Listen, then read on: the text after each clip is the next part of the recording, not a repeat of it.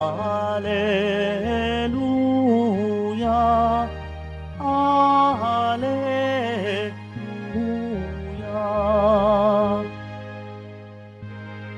Mapalad ang inuusig sa gawang puspos ng bait, pagkat may kakamting langit. Alleluia, Alleluia, Alleluia,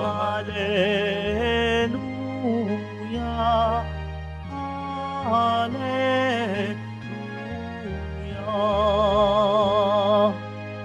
Sumainyo ang Panginoon. At sumaiyo rin. Ang mabuting balita ng Panginoon ayon kay San Mateo. Papuri sa iyo, Panginoon.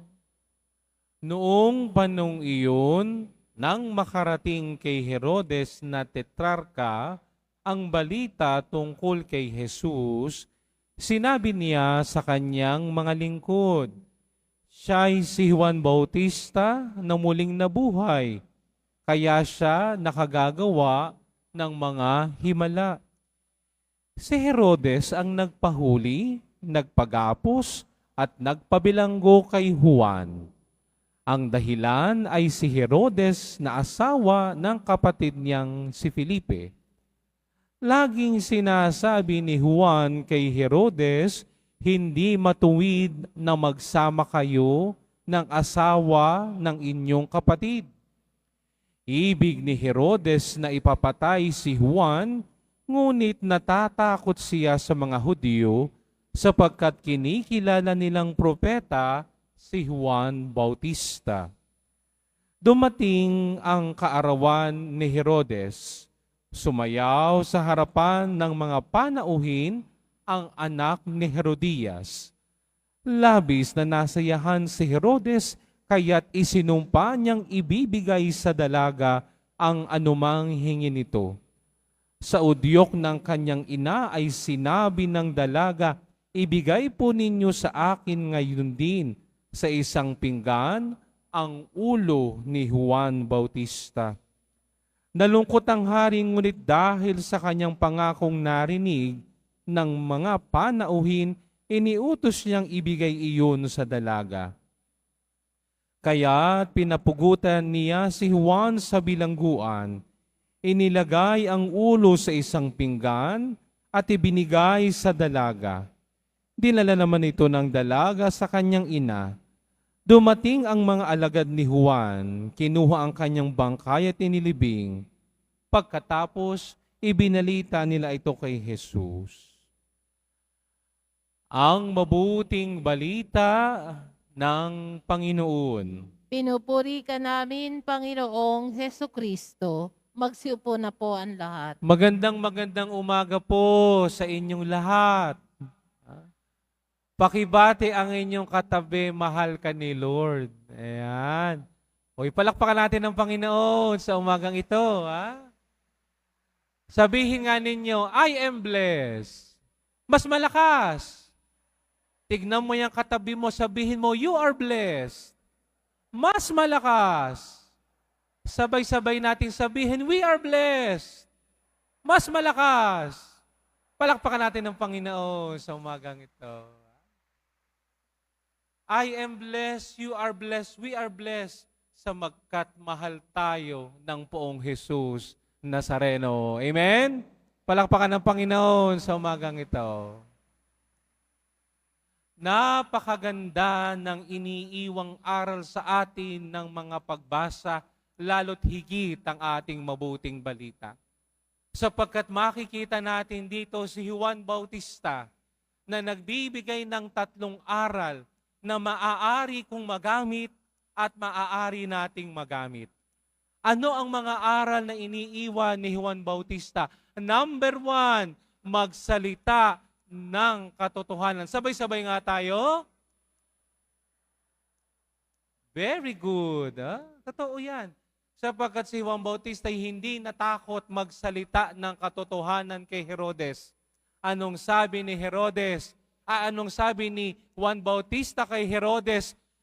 Yang babaeng kasama mo ay hindi mo asawa. Asawa na kapatid mo. Matapang si Juan Bautista sa pagsasalita ng katotohanan. Amen? Pero hindi lang sapat na tayo magsalita ng katotohanan. Dapat ay may kasama yan. Ano yun? Manindigan sa katotohanan. Sabay-sabay nga tayo. Anong una? Magsalita ng? Anong pangalawa? Sabi ni Juan Bautista, hindi mo asawa yan. Totoo, pinanindigan niya ni Juan Bautista, kaya siya'y napakulong.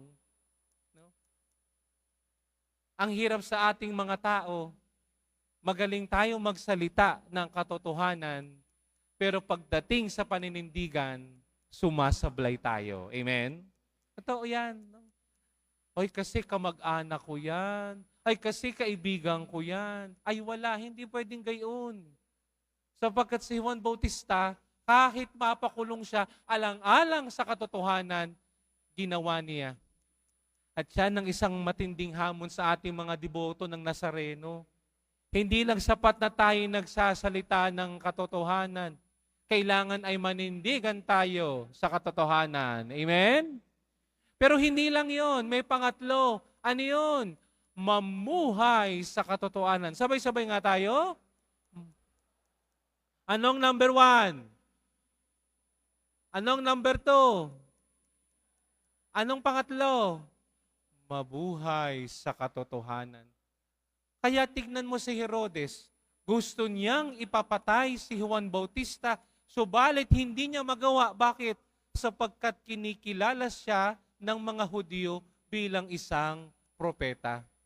Walang makitang kapintasan kay Juan Bautista sapagkat hindi lang siya nagsalita ng katotohanan, nanindigan siya sa katotohanan at nabuhay siya sa katotohanan. Hindi katulad ni Herodes, nagsalita siya ng katotohanan, subalit hindi niya mapanindigan ng katotohanan. Tapos nung siya nagbitaw ng sumpa, no, ibibigay sa lahat, ibibigay niya ang anumang hilingin ng anak ni Herodias, kahit ulo ng tao, ibibigay niya.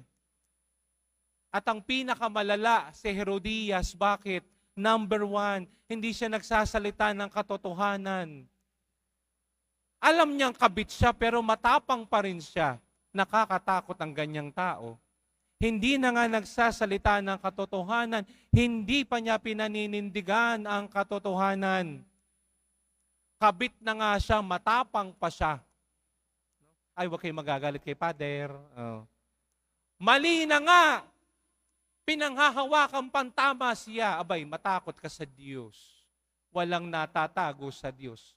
At ang malala nito, hindi nabubuhay sa katotohanan si Herodias. Ginamit pa niya ang kanyang anak para ipapatay si Juan Bautista. Nakakatakot ang mga taong hindi nabubuhay sa katotohanan. Bakit? Gagamitin kahit ang mga inosenteng tao para sa kanilang pansariling kapakanan upang pagtakpan ang kanilang mga maling ginagawa. Tingnan mo unang pagbasa. Si Jeremias ganun din.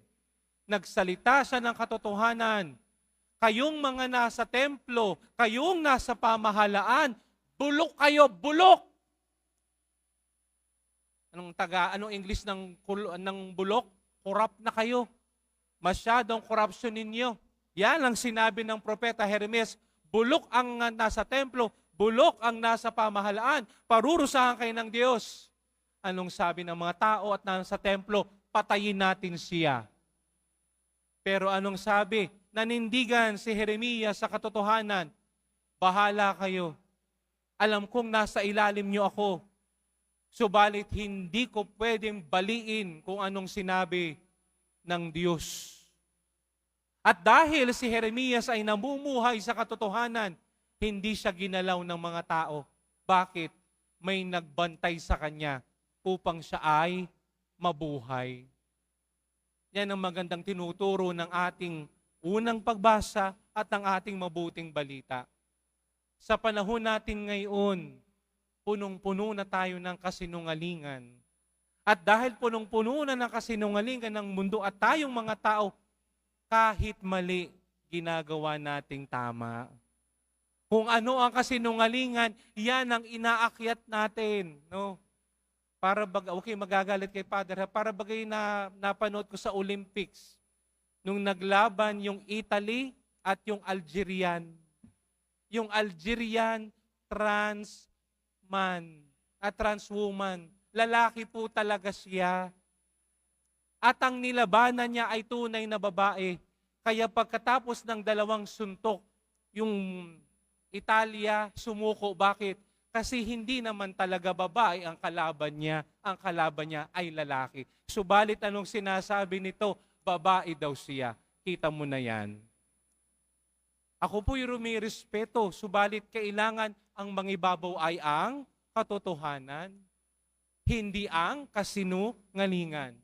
Sapagkat napakaganda ng ating kasabihang mga Pilipino, ang pagsasabi ng tapat, pagsasama ng maluwat. Di bali nang masaktan kita dahil sa pagsasabi ng katotohanan, kesa naman magsama tayo ng masaya. Subalit kasinungalingan naman, ang sa atin ay namumutawi. Yan ang magandang iniiwan ni Juan Bautista. Na tayo na mananampalataya, na tayong mga deboto, una sa lahat, huwag tayong mangingimi na magsabi ng katotohanan, magsalita ng katotohanan. Pero hindi lang sapat na tayong magsalita ng katotohanan. Manindigan tayo sa katotohanan. Mali kung mali, tama kung tama, itim kung itim, puti kung puti. Pero hindi lang sapat na tayong magsasalita at tayo'y maninindigan. Kailangan ang buhay ko ay sumasalamin din sa katotohanan. Amen? Sapagkat ang tunay na debota ng Poong Jesus Nazareno, kapatid niya ang katotohanan. Amen? And ang hihilingin natin sa mahal na Birheng Maria, ngayong unang Sabado sa buwan ng Agosto, na nawa ako at tayo ay akayin ng mahal na ina sa kanyang anak, ang mahal na Poong Jesus Nazareno, na siyang daan, katotohanan at ang buhay. At tayo'y hinahamon ng ating mabuting balita at ang ating unang pagbasa na katulad ni Jeremias at ni Juan Bautista, magsalita ng katotohanan, manindigan sa katotohanan, at mabuhay sa katotohanan. Amen? Palakpakan natin ang Panginoon sa umagang ito.